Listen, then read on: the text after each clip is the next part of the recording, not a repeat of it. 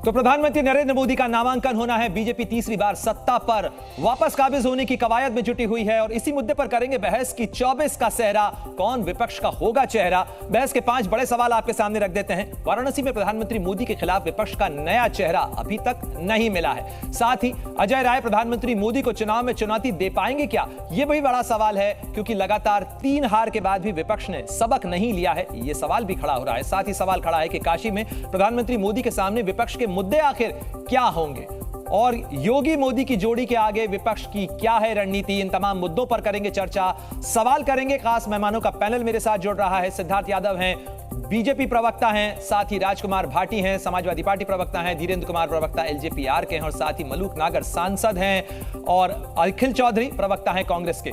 तमाम खास मेहमान हमारे साथ जुड़ गए हैं, आपको स्क्रीन पर नजर आ रहे हैं। सिद्धार्थ यादव, सबसे पहले मैं आप ही का रुख करता हूं, क्योंकि आज प्रधानमंत्री मोदी का नामांकन है और इस तीसरी बार के नामांकन के साथ बीजेपी जो है वो आंकड़ों का दावा कर रही है कि 370 पार बीजेपी जाएगी और 400 पार का आंकड़ा। लेकिन चुनाव आधे से ज्यादा पूरा हो चुका है। क्या आप भी इस आंकड़े पर आप बरकरार हैं?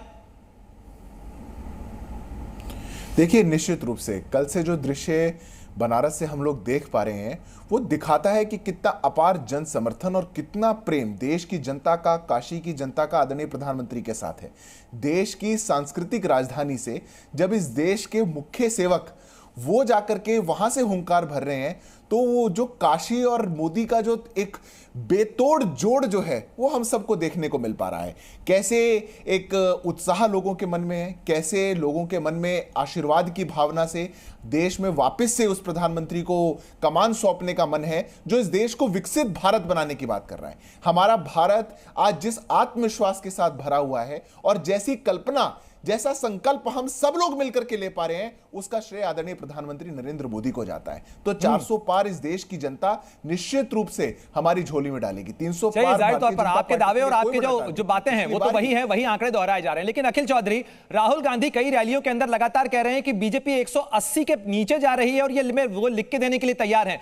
ये आपने सुना सिद्धार्थ को किस तरीके से वो कह रहे हैं कि 400 पार जा रहे हैं, इसमें कहीं कोई संशय नहीं है। आपके दावे का आधार क्या है 180 के नीचे, किस गणित से?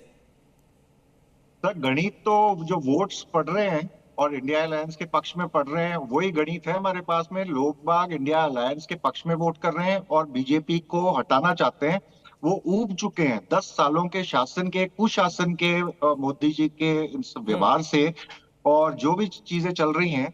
और आपने देखा होगा फर्स्ट फेज से लेकर हमने अब कल चौथा चरण भी पार कर लिया और एक एक चरण के बाद में बीजेपी के सीट्स बहुत ज्यादा कम से कम होती जा रही हैं।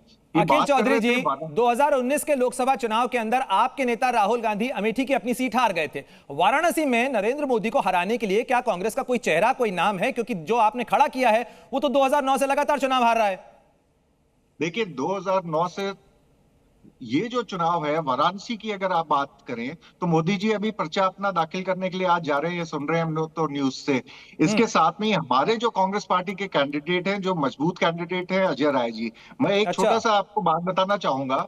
श्याम रंगीला नाम का एक राजस्थान का कॉमेडियन है, वो वहां से पर्चा भरना चाहता है, उसको रोका जा रहा है। उसका मैं अभी ट्विटर पे इनका देख रहा था और बहुत सारे निर्दलीय प्रत्याशी जब जा रहे हैं तो इस तरह का। अखिल चौधरी जी, आप तो कॉमेडी को भी बहुत सीरियसली ले गए।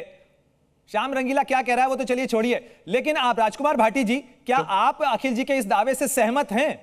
क्योंकि आप तो सहयोगी हैं। क्या वाराणसी के अंदर अजय राय बहुत मजबूत कैंडिडेट हैं?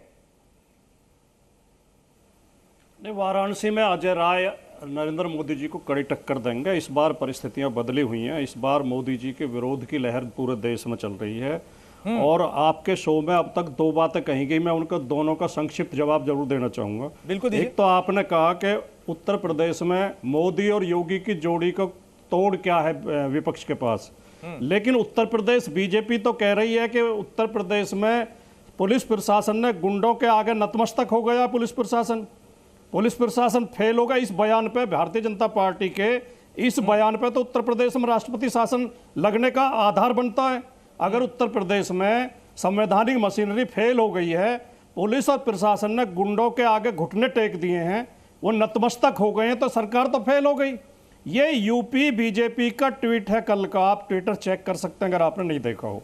दूसरी बात, सिद्धार्थ जी ने कहा कि मोदी जी विकसित भारत की बात कर रहे हैं। मोदी जी तो कहीं नहीं कर रहे विकसित भारत की बात। मोदी जी तो अपने भाषणों में लगातार हिंदू मुसलमान को लड़ाने की बात कर रहे हैं। वो तो उड़ीसा में जिलों की कैपिटल पूछ रहे हैं। वो तो कह रहे हैं कि तुम्हारे मंगलसूत्र छीन ले जाएंगे, तुम्हारी भैंस छीन ले जाएंगे, तुम्हारे कमरे छीन लेंगे। तो आप तो लेकिन मुझे लगता है कि मोदी जी को देख रहे हैं ना, पूरा भाषण आप सुनेंगे, किसी भी नेता का पूरा भाषण सुनेंगे तो बहुत सारी बातें होती हैं।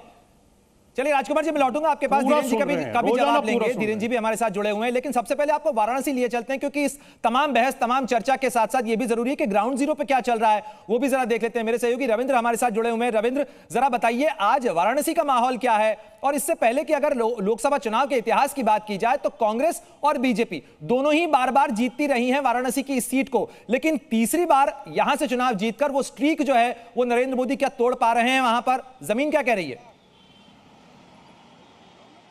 बिल्कुल, देखिए जिस तरह से कल प्रणय आपने भी देखा कि रोड शो में जो एक लोगों का हुजूम था, और सिर्फ काशी से नहीं बल्कि आसपास के जिलों से भी लोग आए हुए थे, तो कहीं ना कहीं प्रधानमंत्री नरेंद्र मोदी के सांसद के तौर पर उनके परफॉर्मेंस को लेकर भी प्रभाव है इस क्षेत्र में, और वो जो जमीन पर दिख भी रहा। और देखिए, एक राजेश मिश्रा सांसद हुआ करते थे कांग्रेस के, वो भी बीजेपी में शामिल हो गए। तो आप समझ सकते हैं कि जो बीजेपी दावा करती है कि विपक्ष यहाँ पर नहीं है, अब मार्जिन पिछले बार से ज़्यादा बढ़ाना है, ये उनके लिए चुनौती है। बात कर लेते हैं बीजेपी के ही और यहाँ के लोगों से, क्या कहेंगे इस बार के चुनाव में? देखिए 2014 में और 2019 में आपकी मीडिया ने जो कहा वो बता रहा हूँ। नहीं, इस बार की चुनौती कैसी कितनी है? प्रधानमंत्री चुनौती कहाँ है? किसी बात की चुनौती नहीं है। 400 पार, एकदम क्लीन स्वीप। काशी में क्या चुनौती है? काशी में हम लोग मोदी जी को 10 लाख पार से वोट से जिता रहे हैं, और 400 पार पूरे देश में। यहाँ पर जाहिर तौर पर काशी के अंदर बीजेपी के कार्यकर्ता, इसके अलावा और क्या बोलेंगे रविंद्र, लेकिन स्वाभाविक रूप से वहां पर उनमें उत्साह इस चीज को लेकर जरूर होगा। मलूक नागर जी, आप तो संसद में 2019 के अंदर चुनाव लड़कर पहुंचे, पाला जरूर आपने बदला, अब आप आरएलडी के साथ में हैं, एनडीए के साथ में हैं, लेकिन अगर एनडीए के आंकड़ों की बात की जाए तो क्या आप ये मान रहे हैं कि उत्तर प्रदेश के अंदर योगी और मोदी की जोड़ी के आगे कोई चुनौती नहीं है? देखिए, बिल्कुल आराम से ये दो बातें समझनी पड़ेंगी। एक तो ये कि सनातन धर्म के लोग 80% हैं। कांग्रेस के अध्यक्ष ने जिस दिन अध्यक्ष बने खड़गे साहब, उसी दिन सनातन धर्म के खिलाफ बयान दिया। सो कॉल्ड इंडिया गठबंधन में जितने भी इनके पार्टनर्स हैं रोज सनातन के खिलाफ बोलते रहते हैं। 80% के लोग किसान हैं इस देश में, जो चौधरी चरण सिंह जी को किसानों का मसीहा, किसानों का देवता मानते हैं। सब मैं आ रहा हूँ ना, आ रहा हूँ ना मैं सब आप प्लीज आप इसको पूरी करने दो बात को बस प्लीज, ठीक है? तो वो लोग बहुत नाराज हैं, उनको भारत रत्न नहीं दिया, तो वो 80% वो नाराज हैं इससे, कांग्रेस और सो कॉल्ड इंडिया गठबंधन से। और जो सनातन धर्म के लोग हैं, और हमारे चौधरी जैन जी भी आज वहीं पे हैं वाराणसी में, नामांकन में साथ रहेंगे।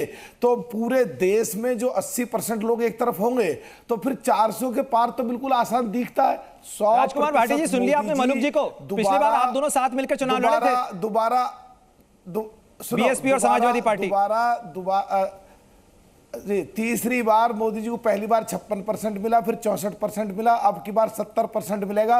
राजेश मिश्रा मेरे साथ विधायक रहा है, बहुत असर है उस क्षेत्र में, वहां से सांसद भी रहे हैं वो, उनकी वजह से भी फर्क पड़ेगा, और 70% से ज्यादा वोट मोदी जी को मिलेगा, उसका आसपास में भी असर पड़ेगा। चलिए मलूक नागर जी, आपके पुराने सहयोगी की भी सुन लेते हैं ना जरा। देश में होंगे। राजकुमार भाटी जी, सुन लिया आपने मलूक नागर क्या कह रहे हैं? बहुजन समाजवादी पार्टी में थे, आपके साथ में चुनाव लड़ा था अरे पिछला लोकसभा का। छोड़ो यार, सुनो, राजकुमार जी हमारे भाई हैं, कांग्रेस वाले को बुलवाओ ना, कांग्रेस वाले को बुलवाओ, भाटी जी तो हमारे भाई हैं, छोड़ो, कांग्रेस वाले को बुलवाओ। चलिए कांग्रेस से भी जवाब लेंगे, क्योंकि अब वो उनके साथ में है। चलिए पहले राजकुमार भाटी, उसके बाद फिर मलूक जी की बात मुझे बहुत अच्छी लगी, अखिल जी का जवाब लेंगे। बहुत अच्छी लगी मलूक जी की बात। उन्होंने कहा कि देश में 80% किसान है, क्योंकि मलूक जी किसान परिवार से आते हैं, किसानों के प्रति उनके मन में पीड़ा है। लेकिन मलूक नागर जी, इस बीजेपी सरकार ने उन्हीं किसानों के लिए कीले गाड़ी थी सड़क पे, उन्हीं किसानों के ऊपर गोलियां चलाई हैं, सिर में गोली मारी है, उन्हीं किसानों को गाड़ियों से रौंदा है मंत्री के बेटे ने। किसान ये भूलेंगे नहीं। 700 किसान शहीद हुए हैं दिल्ली के धरने में, 700 किसान। और इस सरकार ने, मोदी जी की सरकार ने इस देश में जितना किसान को और मजदूर को अपमानित किया है, इतना किसी सरकार ने नहीं किया, अंग्रेजों ने भी नहीं किया। अंग्रेजों ने भी किसानों को इतना शोषण नहीं किया जितना मोदी जी की सरकार कर रही है। ये किसान इस बात को याद रख के वोट डाल रहे हैं, और जैसे जैसे मतदान के चरण आगे बढ़ रहे जवाब देने हैं दीजिए। बहुत बीजेपी के तीखे चेहरे पर आरोप लगा रहे हैं हवाइयां उड़ी राजकुमार हुई भाटी हैं। जी। सिद्धार्थ यादव बार बार अपना हाथ उठा रहे हैं, सिद्धार्थ का मैं जवाब ले लेता हूं। सिद्धार्थ जवाब दें जरा, ये बहुत सारे आरोप लगाए गए हैं। आप तो कह रहे हैं कि किसान हितैषी हैं, किसान सम्मान निधि दे रहे हैं। नहीं, निश्चित रूप से भाटी जी बड़े सम्मानित साथी हैं, पर अंग्रेज अच्छे लगने लग जाएं और अपनी सरकार के खिलाफ भी उनको ये बात कहने के लिए वो इतने मजबूर हो जाएं, ऐसी कोई मजबूरी नहीं है। 80 करोड़ किसान हैं तो किसान सम्मान निधि मिल रही है। भाटी जी, आपकी पार्टी तो जब सरकार में थी क्यों नहीं सोच पाई? सॉइल हेल्थ कार्ड के बारे में क्यों नहीं सोच पाई? 1.5 गुना एमएसपी के बारे में क्यों नहीं सोच पाई? हाईएस्ट एक्सपोर्ट नॉन पल्सेस का क्यों नहीं सोच पाई? आज किसानों को जब अंततः छोटे किसान को भी अपने बैंक अकाउंट में पैसा मिल पा रहा है तो ये सब बातें आपको याद आ रही हैं, तो अंग्रेज याद आ गए। कमाल बात कर रहे हैं भाटी जी आप। और आप उससे पहले बोल रहे थे कि विकसित भारत की बात कहां करी मोदी जी ने? अरे भाषण को जाकर के सुनिए। पहली बार अगर इस भारत में किसी ने बोला कि 2047 में जाकर के भारत को विकसित भारत बनना है, यह सपना देखने की हिम्मत कोई दे पाया तो प्रधानमंत्री दे पाए। उससे पहले तो प्रधानमंत्री कहा करते थे 1 रुपया भेजता हूं तो 15 पैसे पहुंचता है। उससे पहले प्रधानमंत्री बोला करते थे कि संसाधनों पर पहला अधिकार देश में मुसलमानों का है, तब आपको कोई समस्या नहीं हुई। पर कोई आया प्रधानमंत्री जो विकसित भारत की बात कह पाया, तब भाटी जी को अंग्रेज याद आ गए। मैं आपत्ति दर्ज करा रहा हूं इस बात पर। यह अंग्रेजों को याद करने का समय नहीं है भाटी जी। याद करना है तो उन गोरे अंग्रेजों को करिए जो 60 साल भाटी जी, बहुत संक्षेप में लूट गए हमारे पास सबको, मौका है अपनी लूट बात गए को देश के बताने का, किसानों को, बताने का। लूट गए महिलाओं को, लूट गए सनातनियों को, और सबको जब वो गाली देने का काम करते थे तब आप उनके साथ शामिल थे। चलिए सिद्धार्थ जी, सुन और लेते हैं आप जल्दी से राजकुमार भाटी को भी। सनातनियों में नहीं बोले जी। जब नागर साहब बोले। मेरे भाई सिद्धार्थ जी, अंग्रेज बुरे मैं थे पूरा कर लूं? लेकिन बीजेपी उनसे भी बुरी है। अंग्रेज भी डिवाइड एंड रूल की पॉलिसी चलाते थे, वो भी हिंदू मुसलमान को लड़ाते थे। बीजेपी भी उसी पॉलिसी पर चल रही है। अंग्रेज बुरे थे, अंग्रेज अच्छे नहीं थे, अंग्रेज बुरे थे, लेकिन बीजेपी उससे भी बुरी है। भाटी जी, आपके कहने से नहीं होता, राजनीतिक मजबूरी के कारण आप कह सकते हैं, पर जब मैं आपको उदाहरण गिना रहा हूं जिनके साथ आप खड़े रहे और जिनके साथ आज तक आप खड़े हैं, राजकुमार भाटी जी, क्या किया तब जाति और धर्म का जो कॉम्बिनेशन है, एमवाई कॉम्बिनेशन, वो तो समाजवादी पार्टी ने खूब बनाया भी, खूब चलाया भी। लेकिन अखिल चौधरी का मैं रुख कर लेता हूं। अखिल, जरा ये जवाब दीजिएगा कि करीब 100 सीटें मध्य प्रदेश, छत्तीसगढ़, राजस्थान, हिमाचल प्रदेश, उत्तराखंड, ये तमाम वो सीटें हैं जहां सीधे सीधे कांग्रेस और बीजेपी के बीच मुकाबला है। इन 100 सीटों के ऊपर आपका आंकड़ा क्या? जल्दी से जवाब दीजिए।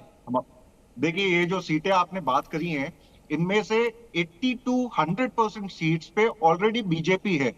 तो ये जब ये अपने बड़े बड़े बयानों में कहते हैं कि हम लोग जीत रहे हैं, तो 80 to 100% सीट्स। अरे वो जीत रहे हैं कि नहीं जीत रहे हैं छोड़िए, आप जीत रहे हैं क्या? आप अपना आंकड़ा बताइए अखिल जी। तो आप पलट रहे हैं इस बाजी को। 90% सीटों के ऊपर बीजेपी है इस समय। हम लोग जीत रहे हैं, हमारे पक्ष में वोट पड़ रहा है। ये सनातन वगैरह की बात कर रहे हैं आप। एनडीए के 2 प्रवक्ता बैठे हुए हैं, दोनों के ओबीसी समाज से आ रहे हैं। हमारा वादा क्या है कि हम तो ओबीसी समाज की गिनती कराना चाहते हैं, ये अपने समाज के नहीं हुए। बड़ी बड़ी बातें पार्टी हित में करने की कोशिश कर रहे हैं। आप ये तो बताइए कि आपका वादा ये नहीं है। अखिल जी, 2011 के सेंसस के अंदर जाति का डेटा लिया गया था, जाति का डेटा फिर रिलीज क्यों नहीं किया यूपीए सरकार ने? तो अभी भी तो हम छोटा सा जवाब दूंगा। जनगणना की बात कर रहे हैं। जातिगत जनगणना के साथ में हम लोग ये भी देख रहे हैं कि कौन सा कम्युनिटी के ऊपर किस तरह के रिसोर्सेज वो एंजॉय कर रहा है। आप देख लीजिएगा कि कौन से एक लिमिटेड तबका है। चलिए पहले सिद्धार्थ यादव का, उसके बाद फिर मैं मलूक नागर जी का भी जवाब लूंगा, क्योंकि आपने ओबीसी समाज की बात की है। सिद्धार्थ, जल्दी से छोटा सा आपका जवाब। मैं बिल्कुल छोटा सा जवाब दे रहा हूं। हमको बता रहे हैं ओबीसी समाज का और फिर कह रहे हैं कि हम उनका साथ नहीं खड़े। अरे हम इसलिए आपके खिलाफ खड़े हैं क्योंकि आप पिछड़ों का हक छीन करके एक धर्म विशेष को देना चाहते हैं। ओबीसी के लिए कुछ नहीं करना चाहते। ओबीसी का, एससी का, एसटी का आप हक छीन करके एक धर्म विशेष को देंगे, जैसे आपने कर्नाटक में दिया, जैसे आप बंगाल में दे रहे हैं, जैसे आप आंध्रा में देना चाहते थे, और जैसे आपका प्रधानमंत्री कहते थे कि संसाधनों पर पहला अधिकार तो एक धर्म विशेष का है। आपने, उन्होंने तो नहीं कहा कि ओबीसी का था। क्यों नहीं कहा? मनमोहन सिंह जी कहते कि देश में संसाधनों पर पहला अधिकार ओबीसी का है, एससी का है, एसटी का है, जैनों का है, बौद्धों का है, क्रिश्चियंस का है। उन्होंने एक बार नहीं कहा। उन्होंने एक धर्म विशेष का नाम किया क्योंकि आप वोट बैंक की राजनीति सिर्फ उनके लिए करते हैं। यह आपकी समस्या है। और चलिए, बहस तीखी है, सवाल बड़ा है। आखिर चुनाव के अंदर 2024 में कौन सा मुद्दा चल रहा है? जी न्यूज़।